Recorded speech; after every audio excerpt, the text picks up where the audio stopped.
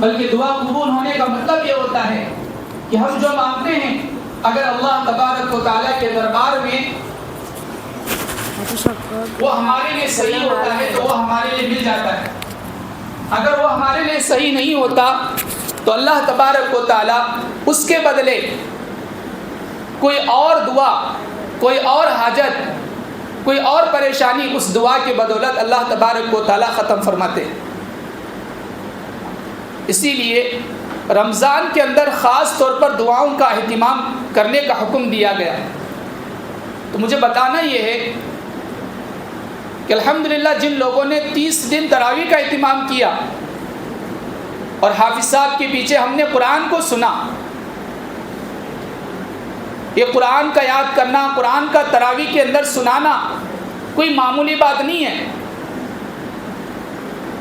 अगर मैं और हाफिज़ साहब मस्जिद के दरवाज़े पर खड़े रहकर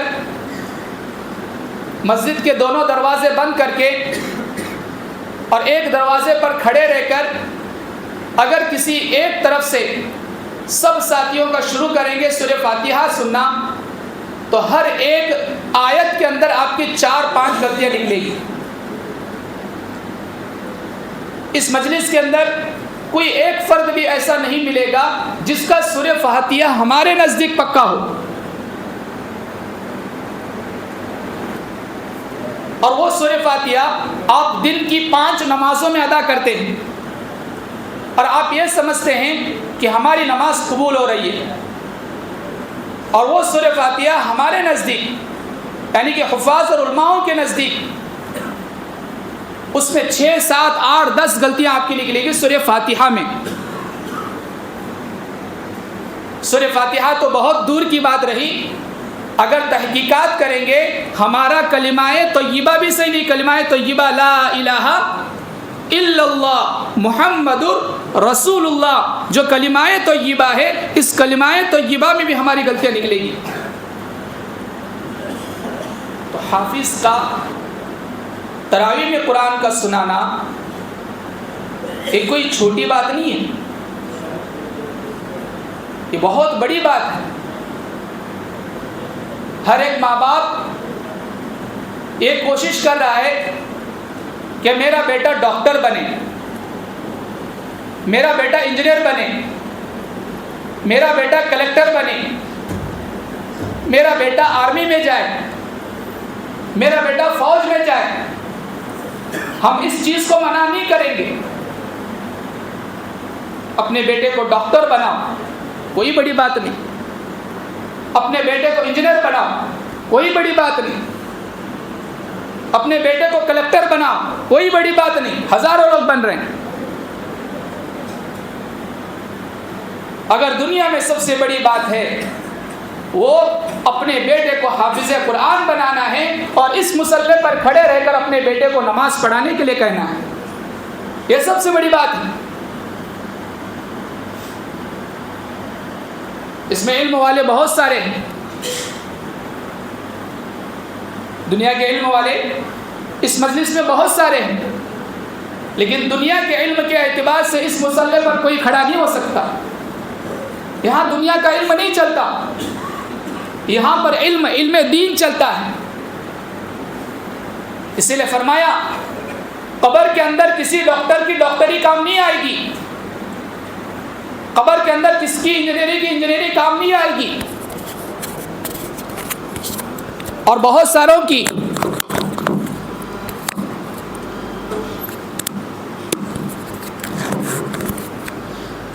कलेक्टरी काम नहीं आएगी, डॉक्टरी काम नहीं आएगी, इंजीनियरिंग नहीं काम आएगी।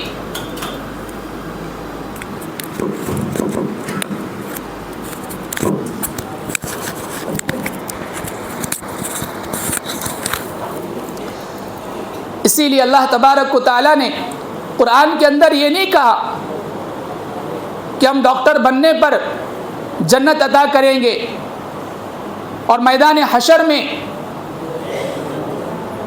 कुर्सी उनके माँ बाप को अता करेंगे, बल्कि अल्लाह तबारक व तआला ने और अल्लाह के नबी ने यह फरमाया, जिसका हदीस का मफ़हूम है, अगर कोई माँ बाप अपने बच्चे को हाफिज़ कुरान बनाएंगे तो कल क़यामत के दिन अल्लाह उस हाफिज़ कुरान के माँ बाप को वो तख्त अता करेंगे कि लोग कल क़यामत के दिन ये देख कर कहेंगे कि ये कौन है, किस वक्त के नबी हैं, ये कौन से नबी हैं, इन लोगों का क्या नाम है।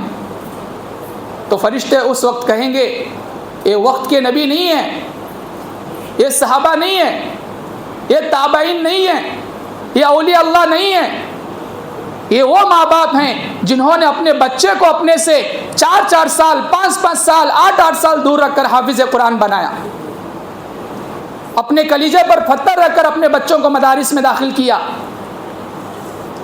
और इनके बच्चों ने अपने हाथों से अपने कपड़े धोए, इन बच्चों ने अपने हाथों से अपने बर्तन धोए, इन बच्चों ने अपने हाथों से अपना बिस्तर बिछाया, बिस्तर उठाया, अपनी खिदमत अपनी खुद की, और अपने आप को हाफिज़ कुरान बनाया, आलिम दीन बनाया। ये उन लोगों के माँ बाप है जो दुनिया में हाफिज़ और आलिम बने थे। अल्लाह उनके बच्चे को हाफिज़ बनाने की वजह से अल्लाह ने उनको वो ताज अता फरमाया, वो मकाम अता फरमाया जो सारी दुनिया के इल्म वालों को अता नहीं किया। तो मेरे मोहतरम भाई और बुजुर्ग और दोस्तों, मैं बात इसलिए कह रहा हूँ कि हमारे जहनों में एक बात दौड़ती है, और वो भी ख़ास तौर पर रमज़ान के माहौल में,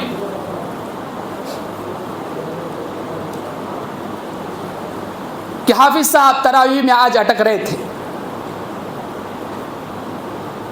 मैंने पहले ही कह दिया कि हमारा कलिमाए तो ये बात सही नहीं है, लेकिन हाफिज़ साहब का अटक हमें नज़र आता है।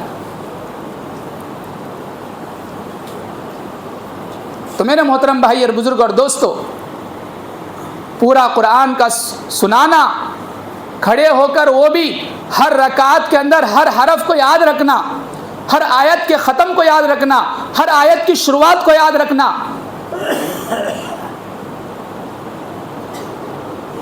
हमें तो सबसे बड़ा सूरा, इसमें से सबसे ज़्यादा अगर किसी को पूछूंगा सबसे ज़्यादा बड़ा सूरा अगर किसी को याद है तो वो याद होगा वश्शम्स व दुहाहा। इससे बड़ा सूरा किसी को याद नहीं होगा, इससे बड़ा सूरा किसी को याद नहीं होगा। वश्शम्स व दुहाहा के इसके अलावा किसी को याद नहीं होगा।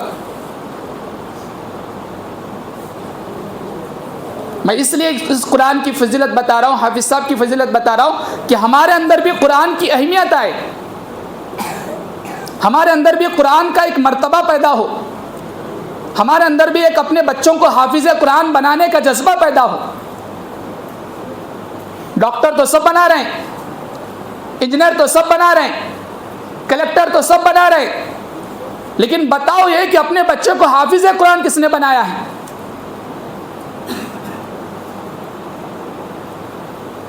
मैंने पहले कह दिया, डॉक्टर की कोई गारंटी नहीं कि वो आपको जन्नत में ले जाए,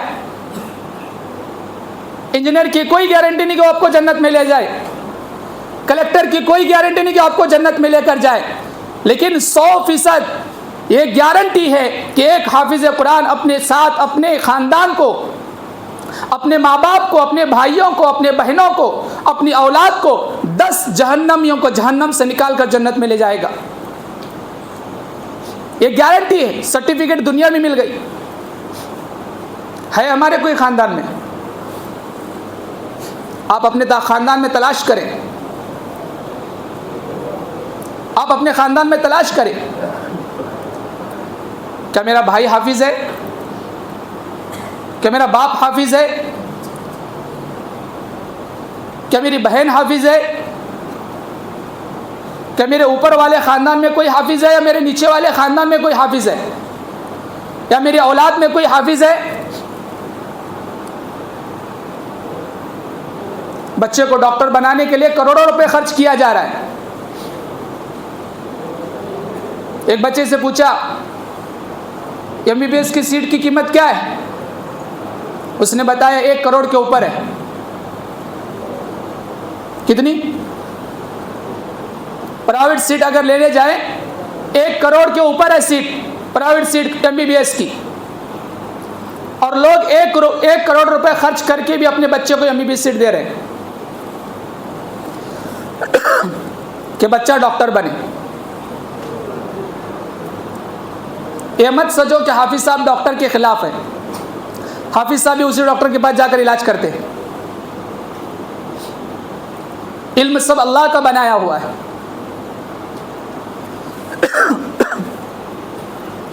लेकिन फ़र्क ये है कि आज हम अपने बच्चों को हाफिज़ बनाना नहीं चाहते। जितने बैठे हैं इसमें से गिने चुने लोग होंगे जिनके दिल में ये ख्वाहिश होगी कि मेरा बच्चा हाफिज़ बने। अल्लाह के घर में आप बैठे हो, खुद दिल पर हाथ रखकर ये खुद गवाही दो, क्या मैंने ये नियत की थी मेरा बच्चा हाफिज़ बने?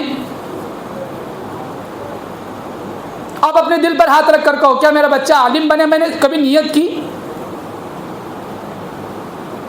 दुआ में तो मांगते हैं हाफिज़ साहब, ऐ अल्लाह हमारे माँ बाप हमारे बच्चों का हाफिज़ कुरान बना, आलिम दीन बना। हमारे सबसे बच्चे होशियार बच्चे दुनिया की तालीम के लिए, और मोहल्ले का, गली का, घर का सबसे उड़ाल बच्चा मदरसे में। जो बच्चा स्कूल नहीं जा रहा, 1 साल 2 साल 3 साल देखता है माँ बाप, फिर वही बाप आकर हाफिज़ साहब से, इमाम साहब से कहता है, हाफिज़ साहब मेरा बच्चा स्कूल नहीं जा रहा, देखो बात क्या है। बाप भी आकर हाफिज़ साहब से क्या कहता है, मेरा बच्चा स्कूल नहीं जा रहा, मेरा बच्चा ट्यूशन भी नहीं पढ़ रहा, मेरा बच्चा मेरी बात भी नहीं सुन रहा, एक काम करो इसे मदरसे में डाल छोड़ो।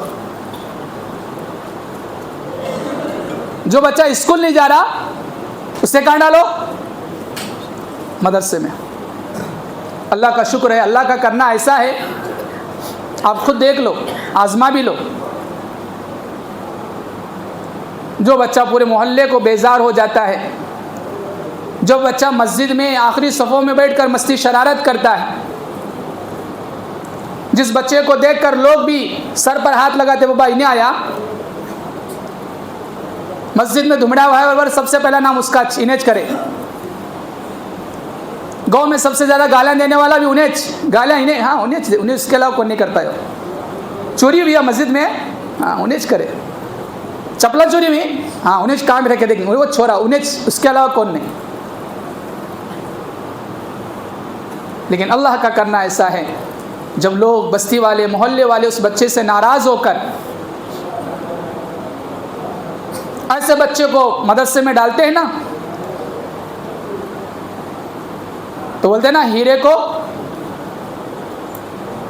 सुनार ही पहचानता है कि इसमें क्या कीमत है, इसकी क्या कीमत है। फिर उस बच्चे मदरसे में ले जाकर इस तरह उसकी तरबियत की जाती है, इस तरह उसको संवारा जाता है, निखारा जाता है। 3 साल में, 4 साल में जो बच्चा 3 साल पहले, 4 साल पहले मस्जिद के सफ़ों में खड़े रहकर मस्ती करता था, बस्ती में शरारत किया करता था, गाली गलौज किया करता था, उसी बच्चे को मदारिस वाले संवार कर, निखार कर इस जगह पर खड़ा करते हैं जिस जगह पर सारी दुनिया के लोग खड़े होने पर डरते हैं। यहाँ पर खड़े होने की किसी की हिम्मत नहीं होती, अच्छे अच्छों के यहाँ पानी निकल जाते हैं। इस जगह पर खड़े रहकर 2 रकात नमाज पढ़ने में अच्छे अच्छों की गले सूख जाते हैं। और उस बच्चे को हाफिज़ कुरान बनाने के बाद आलिम दीन 8 साल 9 साल आलिम बनने के लिए जब लगते हैं, तो वही बच्चा आपको इल्म सिखाता है। जिस बच्चे को आप समझा रहे थे मस्ती नहीं करना, शरारत नहीं करना, गाली नहीं देना, वो बच्चा इस मस्जिद के मेंबर पर बैठकर, कुर्सी पर बैठकर जुमा में खुतबा आपको देता है कि ज़िंदगी कैसे गुजारना, माँ बाप की खिदमत किस तरह करना, दुनिया में कदर किसकी करना, दुनिया में इज्जत माँ बाप की क्या है। मेरे मोहतरम भाई और बुजुर्ग और दोस्तों, खुश नसीब हैं वो इंसान जिनके माँ बाप ने उनके बच्चों को कुरान सिखाया है, जिनके माँ बाप आज दुनिया से रुखसत हो चुके हैं, जिनके माँ बाप कब्रों में आराम फरमा रहे हैं। अगर उन लोगों ने अपने बच्चों को कुरान सिखाया, कुरान का पढ़ना सिखाया, आज वो रमज़ान के महीने में अपने माँ बाप के लिए कुरान पढ़कर उनके लिए दुआएं करते हैं। इससे बढ़कर माँ बाप के लिए क्या है? अगर किसी माँ बाप ने अपने बच्चे को डॉक्टर बनाया लेकिन कुरान नहीं सिखाया तो वो बच्चा उस माँ बाप के लिए वबाल है। दीन नहीं सिखाया उस बच्चे को। हाँ, डॉक्टर है, उसके पास दीन भी है, माँ बाप ने उससे कुरान भी सिखाया, और डॉक्टरिंग भी कर रहा है, कुरान भी पढ़ रहा है, डॉक्टरिंग भी कर रहा है, गरीबों की मदद भी कर रहा है, डॉक्टरिंग भी कर रहा है, खैर व खैरात भी कर रहा है, डॉक्टरिंग भी कर रहा है, दीन इल्म पर ज़िंदगी गुजार रहा है, तो उसका इल्म, वो दुनिया का इल्म भी उसको कल क़यामत के दिन साथ देगा, कब्र में उसके माँ बाप को भी साथ देगा। तो मेरे मोहतरम भाई और बुजुर्ग और दोस्तों, मैं इसलिए कह रहा हूँ कि हमारे बस्ती में 130 घर हैं। मैं एक लफ्ज़ कहूँगा, किसी को बुरा मत समझो, ये मत समझो कि हमारे ऊपर बोल रहे हैं। इस बस्ती में आकर 9 साल हुए, 10वां साल शुरू हो चुका है मेरा। 10 साल इस बस्ती के अंदर, मेरी ज़िंदगी के जवानी के 10 साल मैंने इस जगह पर गुजारे।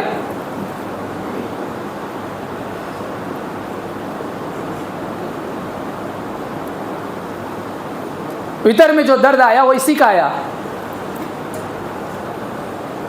कि ज़िंदगी के 10 साल की इमामत मैंने इस जगह पर की, और अल्लाह तबारक व तआला ने वो मुकाम, वो जगह हमें अता की जो अल्लाह ने नबियों को अता की। ये जगह कोई मामूली जगह नहीं है। इस जगह को अल्लाह के नबी ने फरमाया, मेरा कोई वारिस नहीं है। हाफिज़ साहब ने जब कुरान सुनाया, दुआ की, तो दिल में यही बात थी कि अल्लाह के नबी जब दुनिया से जा रहे थे और जाने से पहले अल्लाह के नबी ने यह कहा था, मेरी कोई औलाद नहीं है। अल्लाह के नबी के 3 बेटे थे, तीनों बेटे इंतकाल हुए। अल्लाह के नबी की बेटियों से उनकी नस्ल चली है, उनका ख़ानदान जो चला है वो हज़रत अली से चला है, हज़रत हसन, हज़रत हुसैन से उनका ख़ानदान चला है। अल्लाह के नबी के तीनों बेटे बचपन में इंतकाल हुए, लेकिन अल्लाह के नबी ने क्या फरमाया, मेरे वारिस कौन है? अंबियाओं के वारिस उलमा और हुफ्फाज़ हैं। ये जो बेटे हैं कुरान सुनाकर, ये नबी के वारिस हैं। नबी अपने वारिसों को दुनिया का माल व मता का वारिस नहीं बनाते। नबी अपने जाने के बाद अपने इल्म का किसी को वारिस बनाकर जाते हैं। ये नबी के वारिस हैं। वारिस कहते हैं ख़ानदान को, नस्ल को। किसी बाप का कोई बेटा नहीं तो वो सोचता है कि मेरा बेटा नहीं, मेरी नस्ल कैसे चलेगी। उसको भी दिल में दर्द होता है, मेरी सिर्फ बेटियां हैं, बेटा नहीं है।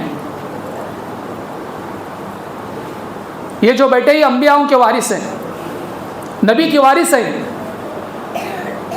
दिल में यही दर्द था कि इस जगह पर खड़े रहकर हमने 10 साल इमामत की। अल्लाह माफ़ फरमाए, इन 10 सालों में कुछ गलतियाँ, कोताहियाँ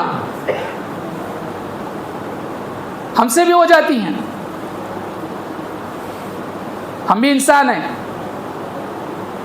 कभी नमाज पढ़ाने में, कभी दीन की बातें समझाने में ज़बान है फिसल जाती है।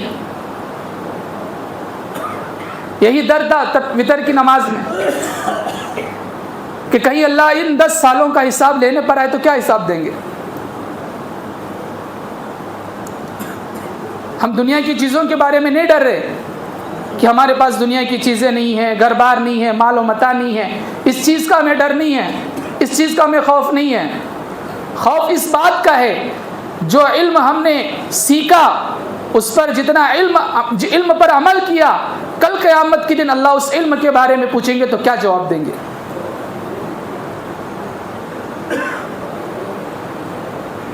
माल होने के बावजूद भी ज़िंदगी गुजरेगी, माल ना होने के बावजूद भी ज़िंदगी गुजरेगी। मैंने पहले ही कहा, जो गुज़िश्ता साल इन सफ़ों में हमारे बीच में खड़े थे वो आज हमारे बीच में नहीं हैं, और आइंदा साल हमारी भी कोई गारंटी नहीं कि हम इस मस्जिद में इस वक्त में आइंदा साल के रमज़ान में बैठेंगे भी या नहीं बैठेंगे। हमने इन हाथों से सिर्फ 70 साल, 60 साल, 80 साल के बुजुर्गों को नहीं दफनाया, इन हाथों से हमने 15-15 साल के नौजवान बच्चों को भी दफनाया है। 2-2 माह के बच्चों को भी हमने दफनाया है। 2-2 साल के बच्चों को भी हमने इन हाथों से दफनाया है। तो मेरी और आपकी ज़िंदगी की क्या गारंटी है? किस चीज़ पर हम अपने आप को तसल्ली दे रहे हैं कि मैं दुनिया के अंदर कामयाब बनकर जाऊंगा? क्या है मेरे और आपके पास? जब आप सल्लल्लाहु अलैहि वसल्लम दुनिया से जा रहे थे ना, अल्लाह के नबी बेहोश हो रहे थे बार बार। अल्लाह के नबी के पास पानी का एक प्याला रखा हुआ था। उस पानी के प्याले में जब होश आता, उस पानी के अंदर हाथ डुबोते और अपने चेहरे पर फिरते।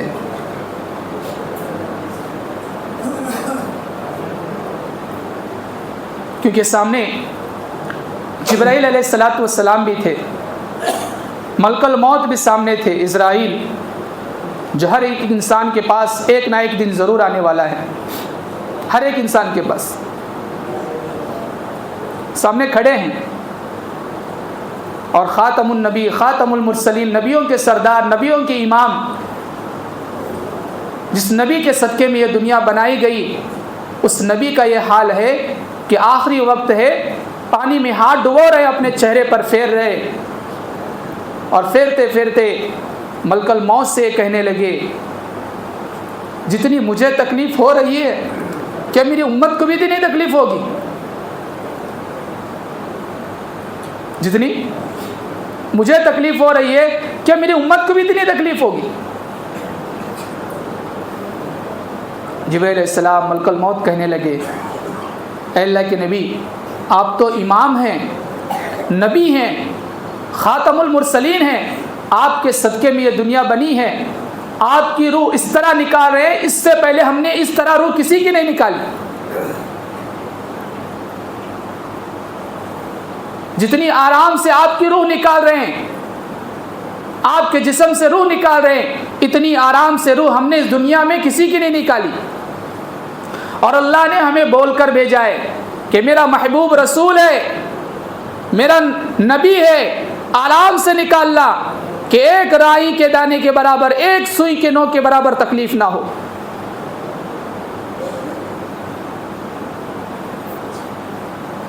और अल्लाह के नबी उस वक्त भी ये कह रहे हैं, क्या मेरी उम्मत को भी इतनी तकलीफ होगी? मलकुल मौत जिब्राइल अलैहिस्सलाम कहने लगे, ऐ अल्लाह के नबी, जिस इंसान की ज़िंदगी जिस हाल में गुजरेगी, उस हाल में उसकी मौत आएगी। उसकी जवानी, उसकी उम्र जिस तरह गुजरेगी, जिन हालतों में गुजरेगी, उन हालतों में उसकी मौत आएगी। सिर्फ जुमा पढ़ लेने का नाम मुसलमान नहीं है, सिर्फ रमज़ान में रोज़े रख लेने का नाम मुसलमान नहीं है, सिर्फ तरावी पढ़ लेने का नाम मुसलमान नहीं है, सिर्फ टोपी और जुब्बा पहन लेने का नाम मुसलमान नहीं है।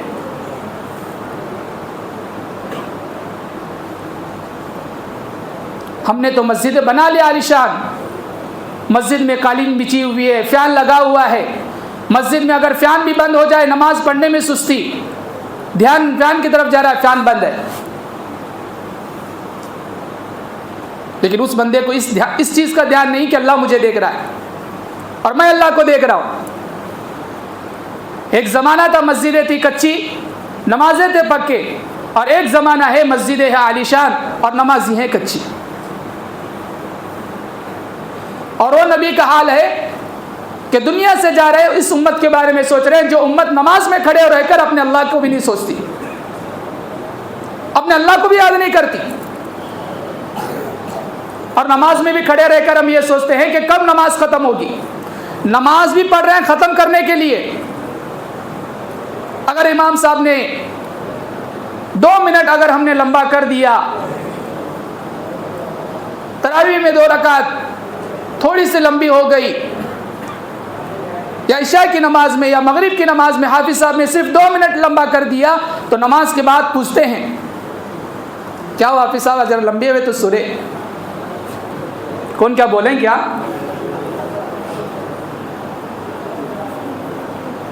किसका गुस्सा काट रही हैं? कौन बोले उनको लेको ठहरो, तुम्हें हमना लेको ठहरो नको, सब कुछ लेको ठहरो नको। जरा गौर करो, अल्लाह के घर में आने के बाद हम ये सोच रहे हैं कि नमाज कब खत्म होगी। जरा तो सोचो किस घर में हम खड़े हैं, किस खुदा के दरबार में हम खड़े हैं। जिस खुदा ने जिंदगी दी है उस खुदा के दरबार में खड़े रहकर यह सोच रहे हैं कि कब मस्जिद से बाहर जाऊं। इसलिए कहा गया जिस इंसान का दिल मस्जिद में अटका हुआ होता है उस इंसान के अमानतदार होने की गवाही दो।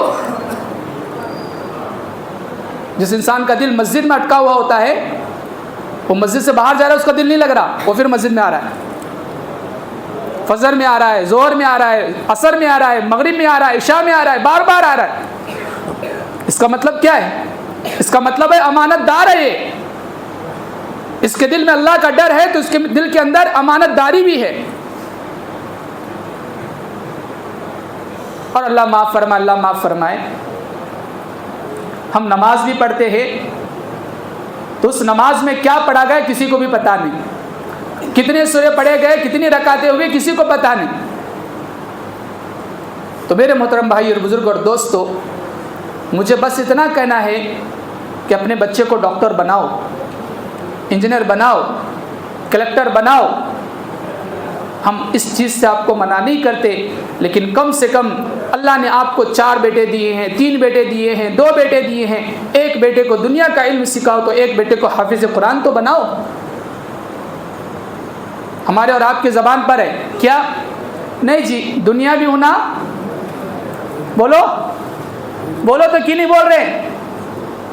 दुनिया भी होना, आगे का बोलो, बोलो आगे का, दुनिया भी होना, बोलो तो। नहीं आ रही आवाज, नहीं बोलते कि कबूल हुआ तो भी फंसता है। मैं आज रात कबूलियत किए, दुनिया भी होना, दीन भी होना, बोले कि नहीं बोले? है कि नहीं सबके ज़हनों में?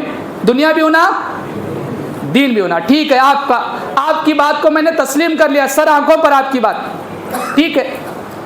जब आपने कह दिया दुनिया भी होना, दीन भी होना, ठीक है, दुनिया के लिए 12 घंटे, दीन के लिए 12 घंटे।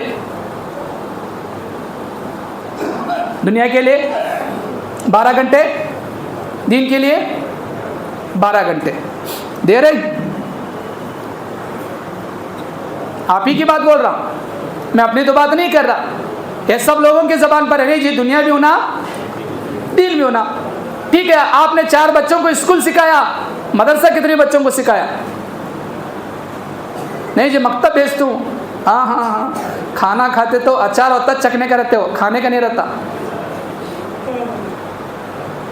खाना खाते तो अचार है, खाली चखने का रखे रहते हो। तो हमें दीन खाली चख रही, दीन क्या कर रहे हैं? आए भी राइट, कहो सलाम हाफिज साहब फिरता ही, कब निकलना? तो मेरे मोहतरम भाई और बुजुर्ग और दोस्तों, ज़रा गौर करो। हम अक्सर ये भी कहते हैं कि यूपी, बिहार, गुजरात में उलमा हुफ़्फ़ज़ ज़्यादा हैं, हमारे यहाँ क्यों नहीं हैं? हमारे यहाँ इसलिए नहीं है कि हमारे अंदर सिर्फ़ और सिर्फ दुनिया बसी हुई है। हर एक माँ बाप चाहता है मेरा डॉक्टर बने, इंजीनियर बने, हर एक माँ बाप चाहता है अपने बच्चे को बनाने का। लेकिन जिनके माँ बाप की औलाद अभी 20 साल 22 साल की हो चुकी हैं या 25 साल की हो चुकी है, वो ज़रा गौर करो कि मैंने आज से 20 साल पहले, 10 साल पहले अपने बच्चे को किस नीयत से स्कूल में दाखिल किया था, क्या वो नीयत पूरी हुई? ज़रा आप सोचो, जिनके माँ बाप की औलाद 20 साल 25 साल पहले अपने बच्चे को जिस नीयत से स्कूल में दाखिल किया था, क्या वो नीयत सबकी पूरी हुई? वही हुआ जो मुकद्दर में था, वही हुआ जो मुकद्दर में था। हमारी जमात यूपी में थी, तौसीफ भाई थे, सलीम था, बहुत सारे साथी थे, तौहीद था। वहाँ हमने हर मस्जिद में मदरसा देखा। जो हमारे साथ आए उनको मालूम है। जिस मस्जिद में हम गए वहाँ पर बच्चे सुबह से शाम तक पढ़ते हुए नज़र आते थे, मदरसे के बच्चे जैसा। खाना खाने सिर्फ घर जाते थे, रात में इशा के बाद सोने के लिए घर जाते थे, वरना दिन भर मस्जिद में मदरसा।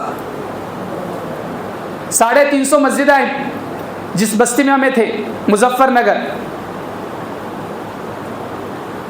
और वहाँ अक्सर एक हल्के में हमारा जमात का काम हुआ। अक्सर हम मस्जिदों में 99% मस्जिदों में हमने देखा कि हर मस्जिद में मदरसा, हर मस्जिद में मदरसा। तो वहाँ के एक साथी से हमने पूछा कि हम देख रहे हैं कि भाई यहाँ के मुसलमान के बच्चे जो है अक्सर मदरसे में पढ़ाते हैं, बच्चों को क्या माजरा है? तो उन्हें एक बात बोले कि देखो, हमारे बच्चे की मुकद्दर किसके हाथ में है? किसके हाथ में है? अल्लाह के हाथ में। बच्चा जब पैदा होता है वो अपनी मुकद्दर अपने साथ में लेकर आता है। ठीक है, स्कूल पढ़ाना ज़रूरी है, मैं नहीं कहते कि गलत है, ज़रूरी है। लेकिन ये बताओ, क्या मेरा बच्चा स्कूल पढ़ने के बाद 100% डॉक्टर बनेगा? क्या 100% उसको नौकरी मिलेगी?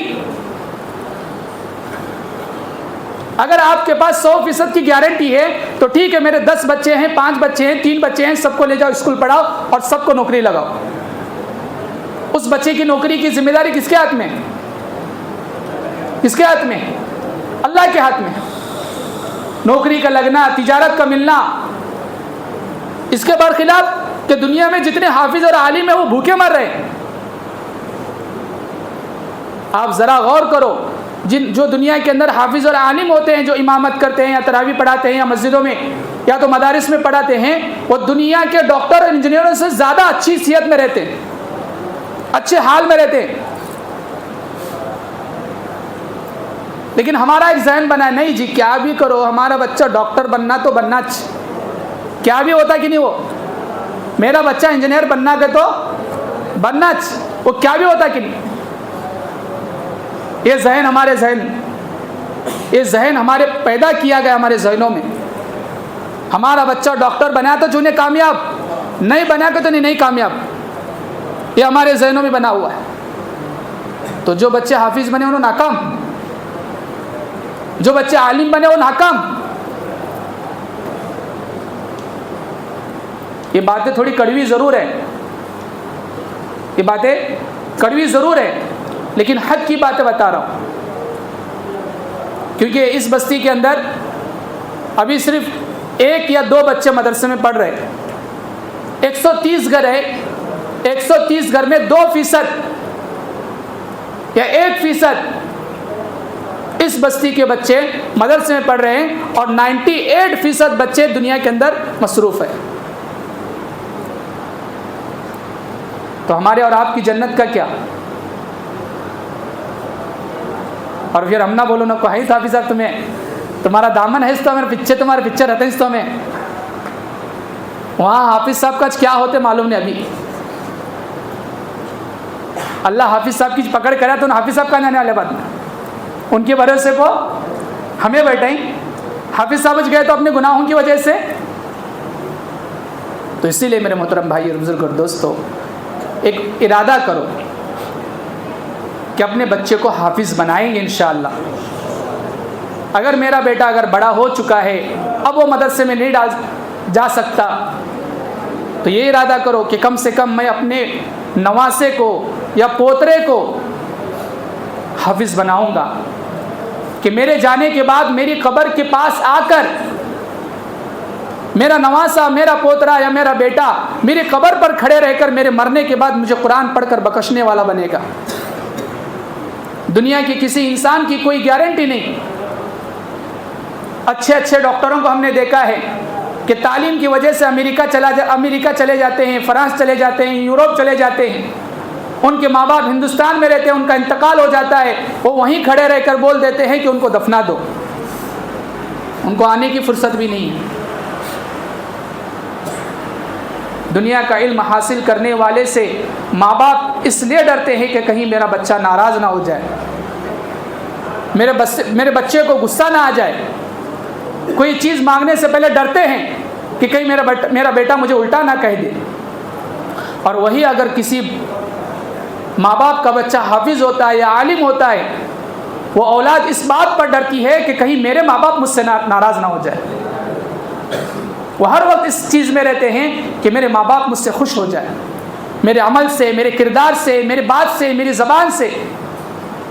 क्यों? क्योंकि उससे पता है दुनिया की सबसे कीमत चीज़ माँ बाप है, इससे बढ़कर दुनिया में कोई चीज़ नहीं है। इसलिए मेरे मोहतरम भाई और बुजुर्ग और दोस्तों, अल्लाह का शुक्र है कि अल्लाह ने मुझे और आपको रमज़ान के महीने में तरावी के ज़रिए से कुरान सुनने की तौफीक अता फरमाई। तो इंशाअल्लाह इस चीज़ का इरादा करें कि कुरान को सीखेंगे। कुरान सीखने की कोई उम्र नहीं है। मैंने रमज़ान से पहले भी ये जुमा में बयान किया था। जुमा में बयान में ये कहा था कि हज़रत अबू बकर सिद्दीक़ रज़ी अल्लाह तआला ने जो कुरान सीखा है वो बचपन में नहीं सीखा। अल्लाह के नबी को जो नबूवत मिली है वो 40 साल की उम्र में मिली है। कितनी साल की उम्र में? नबूवत का मतलब जो कुरान उतरना शुरू हुआ है वो 40 साल की उम्र में उतरना शुरू हुआ है, 4 साल की उम्र में नहीं। अल्लाह के नबी ने जो कुरान को सीखा है, जो सुना है, जो उम्मत को बताया है, वो 40 साल की उम्र में बताया। और हज़रत अबू बकर सिद्दीक़ की और अल्लाह के नबी की उम्र थोड़ी सी कम ज़्यादा है, बहुत ज़्यादा बड़े नहीं, कुछ महीने के छोटे बड़े। तो इसका मतलब हज़रत अबू बकर सिद्दीक़ ने जो कुरान को सीखा है वो 40 साल की उम्र में सीखा है, न कि 4 साल की उम्र में। कुरान को सीखने में सबसे जो छोटे सहाबी थे वो हज़रत अली थे।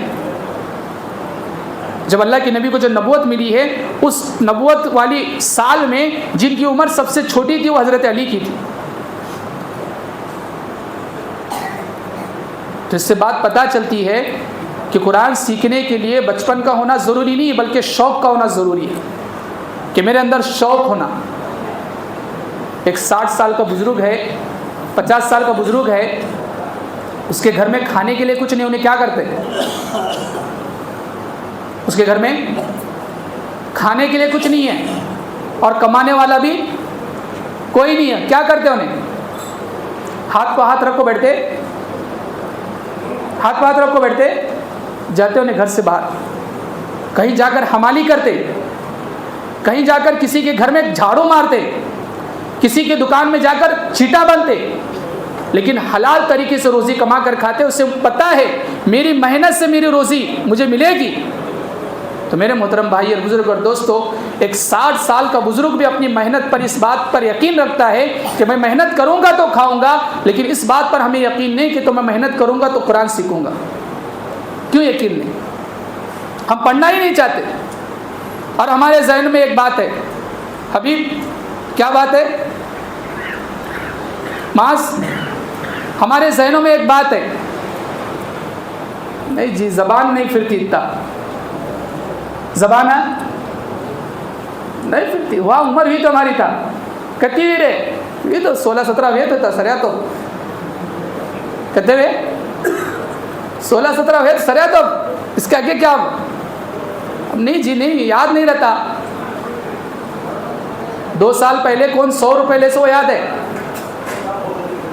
किसे जाको चाय पिलाया सो वो याद है? चाय पिलाते पिलाते चाय की दुकान में बोलते हो 6 महीने पहले तुझे चाय पिलाते मालूम ही नहीं होटल में, बेलगाम में गए साल रमज़ान में कौन खिलाया था तुझे? फिरनी कौन खिलाया था? तवक्कल फिरनी तुझे कौन खिलाया था? याद है? फालूदा कौन खिलाया था मालूम है नहीं? हाँच खाई देने हमें याद है नहीं? ये सब याद है।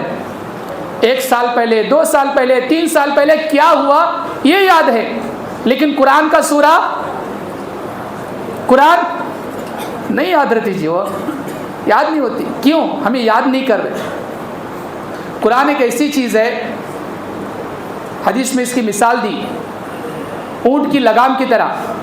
जिस जानवर को लगाम, लगाम कहते हैं नकेल, नाक में बातें नहीं।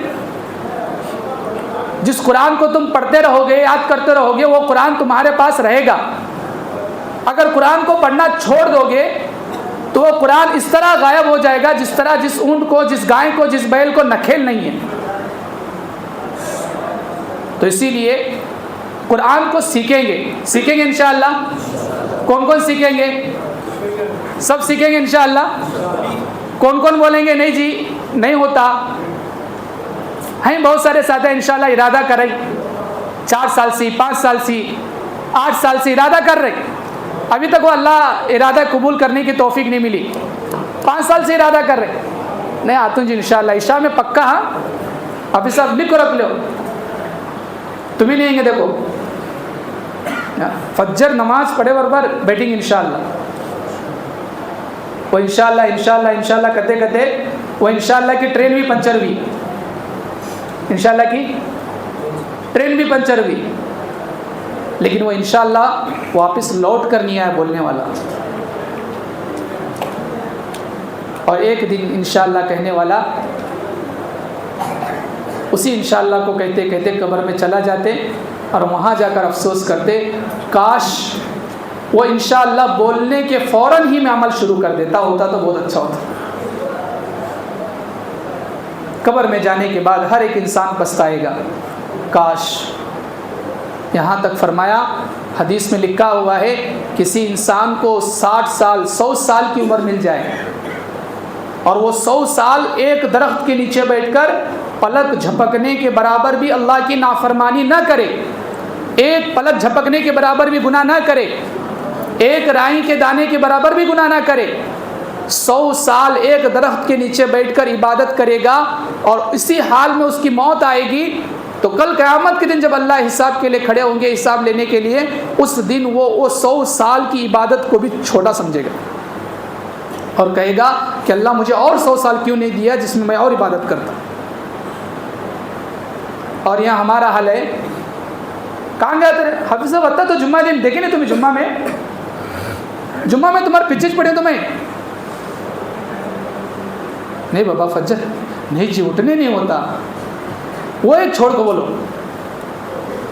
फज्जर एक छोड़ को बोलो, बाकी टाइम मैं आता हूँ। फज्जर एक छोड़ को बोलो, बाकी का सब आता हूँ मैं। सुबह एक आने नहीं होता। देखो अगर सोचो सुबह की नमाज छोड़कर अगर उस हाल में तुम्हारी मौत आई तो क्या जवाब दोगे अल्लाह को? फजर की नमाज छोड़कर अगर आपकी मौत आ गई तो क्या जवाब दोगे? तो मेरे मोहतरम भाई और बुजुर्ग और दोस्तों, बहुत बातें तो बताने की बहुत हैं, समझाने के लिए बातें तो बहुत हैं, दिल में दर्द तो बहुत है, लेकिन इन बातों का अमल करना बहुत ज़रूरी है। ये बातें उसी दिन काम आएगी जिस दिन इस बातों पर अमल होगा। इसीलिए इरादा करें कि इंशाअल्लाह एक तो अपने बच्चों को हाफिज़ बनाएंगे। ये मत सोचो कि मैं बच्चे को हाफिज़ बनाऊंगा तो क्या खाएगा। अल्लाह गवाह है, आप भी गवाह हैं, अल्लाह भी गवाह है और आप भी गवाह हैं। जितना अल्लाह एक हाफिज़ और एक आलिम को अच्छा खाना खिलाता है, उतना बस्ती में कोई इंसान नहीं खाता। एक हाफिज़, एक आलिम जो साल भर हो या रमज़ान में हो या किसी मौके पर हो, अल्लाह जो रिस्क, जो सबसे अच्छा रिस्क एक हाफिज़ एक आलिम को देता है, उतना अच्छा रिस्क, उतना अच्छा खाना कोई बस्ती में खाने वाला नहीं मिलेगा। अल्लाह के दरबार में माल होना ज़रूरी नहीं है, अल्लाह के दरबार में अच्छी मुक़द्दर होना ज़रूरी है। माल वाले भूखा सो रहा है, पैसा सब है उसके पास लेकिन सो रहा है भूखा। एक गरीब है, उसके पास पैसा नहीं है लेकिन माल वाला लाकर उसे खाना दे रहा है, ले भाई खा।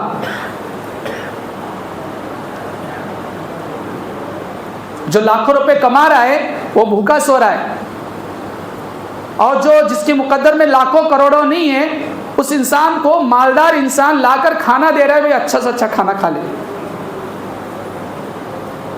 ये है मुकद्दर। जिसके ज़िंदगी में, जिसके मुकद्दर में रिस्क अच्छा होता है, वो कहीं पर भी छुपा हो उसका रिस्क उसे ज़रूर मिलकर रहता है। उसका रिस्क उसको इस तरह तलाश करता है जिस तरह इंसान को मौत तलाश करती है। जब तक उसका रिस्क उसे नहीं मिलता उस वक्त तक उसे मौत भी नहीं आती। तो मेरे और आपकी रिस्क का जिम्मा किसके हाथ में? किसके हाथ में? ये 1000 रुपए घास के हाथ में नहीं है। बाबा ये बंद हुआ तो हमें भूखे मरेंगे, नहीं। अल्लाह 2 साल लॉकडाउन में बटा को खिलाए तो क्या अल्लाह वो 6 महीने नहीं खिला सकता? क्या वो अल्लाह 60 साल नहीं खिला सकता? जो अल्लाह माँ के पेट में 9 महीने 9 दिन बिना पानी, बिना खाना, बिना शक्कर, बिना चावल, बिना दाल, बिना असबाब के अल्लाह 9 महीने 9 दिन माँ के पेट में पाल कर बता सकता है, क्या वो अल्लाह दुनिया की 60 साल की ज़िंदगी में बगैर खाने के नहीं खिला सकता? नहीं पाल सकता क्या अल्लाह?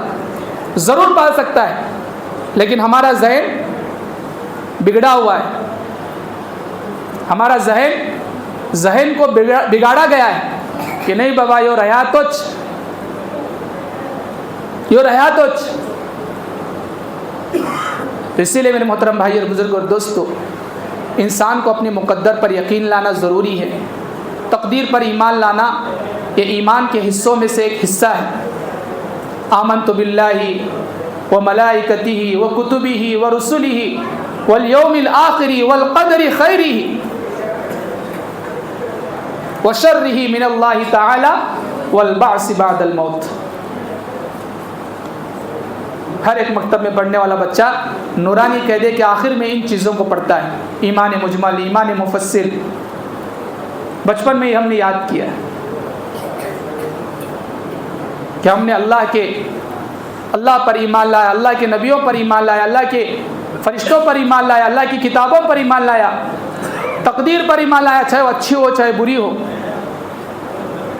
और मरने पर ईमान लाया, और मरने के बाद दोबारा ज़िंदा होने पर ईमान लाया। तो इसीलिए तकदीर पर ईमान होना ज़रूरी है। इसीलिए क़यामत से पहले वो ज़माना आने वाला है, याद रख लो, क़यामत से पहले वो ज़माना आने वाला है कि खाने के लिए इंसान के पास अनाज नहीं होगा, आसमान से बारिश नहीं बरसेगा। इसलिए हदीस में कहा गया, ईमान के मुताल्लिक़ कहा गया कि ईमान वालों का ईमान कितना मजबूत होना ज़रूरी है।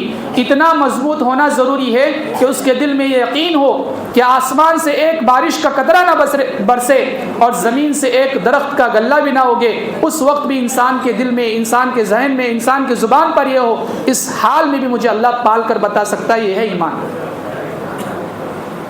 असबाब का ईमान वाला मोहताज नहीं है। हम ईमान वाले असबाब के मोहताज नहीं हैं, चीज़ों के मोहताज नहीं है। हम तो अल्लाह के हुक्मों के मोहताज हैं। जो हो रहा है किसके तरफ से हो रहा है? बताओ किसके तरफ से हो रहा है? दोशिब अल्लाहुम्मा सल्ली अला मुहम्मदिन व अला आलि सय्यिदिना मुहम्मदिन व बारिक वसल्लिम। जो अपनी जगह सामने खाली है उसे पूर्ण कर लें। 5 मिनट है इंशाअल्लाह, इसके बाद दुआ करेंगे फिर इंशाअल्लाह। आज बड़ी रात है, इस रात की भी फजीलत है। हो सकता है आज हो सकता है 25 में चली गई हो सकता है 23 में चली गई हो। हमने 27 को सिर्फ रिवाज समझ लिया कि 27 में ही जागरानी रात है। ये पक्की दलील आकिब, ये पक्की दलील नहीं है। हम ये नहीं समझना कि 27 में ही शब कदर है, नहीं। अल्लाह के नबी ने क्या फरमाया? ताक रातों में शब कदर को तलाश करो। 21, 23, 25, 27, 29, ये 5 रातों में हम शब कदर को तलाश करना और इस रात के अंदर इबादत करना। क्या करना? बोलो सब जने, क्या करना? इबादत। कौन कौन करते हैं इबादत? सब जने करते हैं। हाँ, आज अगर शब कदर रही तो आज की एक रात में इबादत करना, इस रात को एक रात में इबादत करना 1000 महीनों से अफजल है। कितने महीनों से अफजल है? इस एक रात का हासिल करना 1000 महीने। 1000 महीने से मुराद हदीस में आता है 80 या 83 साल होते। 1000 महीने का हिसाब लगाए, 80 से 83 साल होते। तो अगर एक ज़िंदगी में हमें शब कदर मिल गई तो 80 साल की इबादत का हमारे नामे अमाल में सवाब लिखा गया। अब 80 साल हमारी उम्र है भी नहीं, कोई 60 में जा रहे, कोई 50 में जा रहे, कोई 70 में जा रहे, लेकिन एक रात इबादत करे एक रात शब कदर में इबादत करें और ज़िंदगी में एक शब कदर हम ना मिली तो 80 साल की इबादत हमें मिल गई। तो अल्लाह हम सबको शब कदर के अंदर इबादत की तौफीक अता फ़रमाए और अल्लाह हम सबको शब कदर हासिल करने की और इन रातों में 21, 23, 25, 27, 29 आज सब जने जमाई देखेंगे 29 रात को कितने जने जमा होते हैं। आज तो जमा हुई 29वीं रात को, दूसरे दिन जब ईद रहती है वहाँ कितने जने आते देखेंगे शाम में, है ना। कौन कपड़े लाने में, कौन सामान खरीदने में, कौन मिट्टा बनाने में। अगर घर में कौन 2-4 बैकों नचे वहाँ इन्हें काजू तोड़ लेते, मनु के काट लेते, इलायची कूट लेते, नहीं तो शेवा कर लेते, बैठे रहते वहाँ। ये करे तो फजर शेवा मिलने वाले, नहीं के तो तुम्हें ही तुम्हारे शेवियाँ ही बाद में पूछने के नहीं 10 बजे हमने शेवियाँ तैयार होएगा कर को, तो ये करो ना को, ठीक है इंशाअल्लाह। तो सब जने इबादत करते हैं, कौन कौन नहीं करते जरा हाथ उठाओ। सब जने करते हैं माशाअल्लाह, सब जने होश में बैठे इंशाअल्लाह, है क्या नहीं। तो देखो इंशाअल्लाह अभी बस्ती वाले ज़िम्मेदार साथी भी बैठे हुए हैं, हाफिज़ साहब का इंशाअल्लाह फुल पान होगा, तो तमाम साथी बैठे रहे इंशाअल्लाह। उसके बाद इंशाअल्लाह दुआ होगी।